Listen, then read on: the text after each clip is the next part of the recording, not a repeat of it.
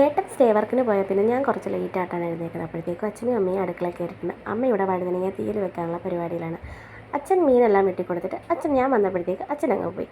അമ്മ ഭയങ്കര എന്നെ സഹായിച്ചൊക്കെ തരാറുണ്ട്. ഞാൻ ഫ്രഷായിട്ട് വന്ന് ചിയാ സീഡൊക്കെ കുടിച്ചിട്ട് വന്നപ്പോഴത്തേക്കും മോൻ എഴുന്നേറ്റ്. പിന്നെ അവനെ മുഖം കഴിയിച്ച് അച്ഛനെ ഏൽപ്പിച്ചു. കുറച്ച് കഴിഞ്ഞ് അച്ഛനിങ്ങനെ അവനെ കൊണ്ടുവന്ന് മോളെ വിശക്കെന്നും പറഞ്ഞുകൊണ്ട് അങ്ങനെ ഞാനൊരു ദോശയൊക്കെ ചുട്ട് കൊടുത്തു. പിന്നെ അമ്മ പിന്നെ കുഞ്ഞുമായിട്ട് അങ്ങ് പുറത്തോട്ട് പോകും.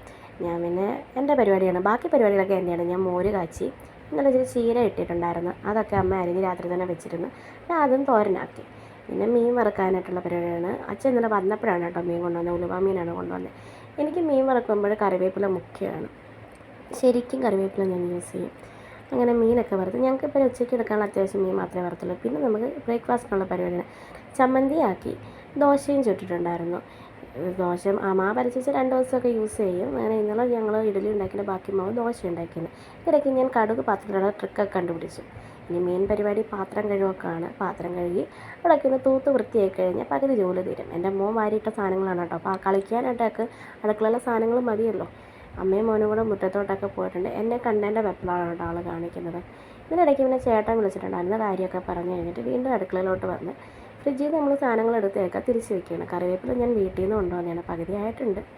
എനിക്ക് കാപ്പി കുടിക്കാനുണ്ട്. ഞാൻ കുറച്ച് കട്ടൻ ചായ ഇട്ട് എനിക്കുള്ള ദോശയും ചുട്ടുകൊണ്ടിരുന്നപ്പോഴാണ് മോൻ്റെ കരച്ചിൽ തുടങ്ങിയത്. ഞാൻ പിന്നെ അതൊക്കെ അടച്ച് വെച്ചിട്ട് ആളിപ്പോൾ എടുത്തുകൊണ്ട് വന്ന്. അയാൾക്ക് പാലിന് വേണ്ടിയിട്ടാണ് ഈ കരയുന്നത്. അങ്ങനെ പിന്നെ അയാൾക്ക് പാൽ കൊടുത്തിട്ട് വന്നാണ് ഞാൻ കാപ്പി കുടിക്കാറുള്ളത്. അങ്ങനെ കാപ്പിയൊക്കെ കുടിച്ചു. അപ്പോൾ ഇന്നത്തെ വീഡിയോ ഇത്രയേ ഉള്ളൂ. Tata, bye bye.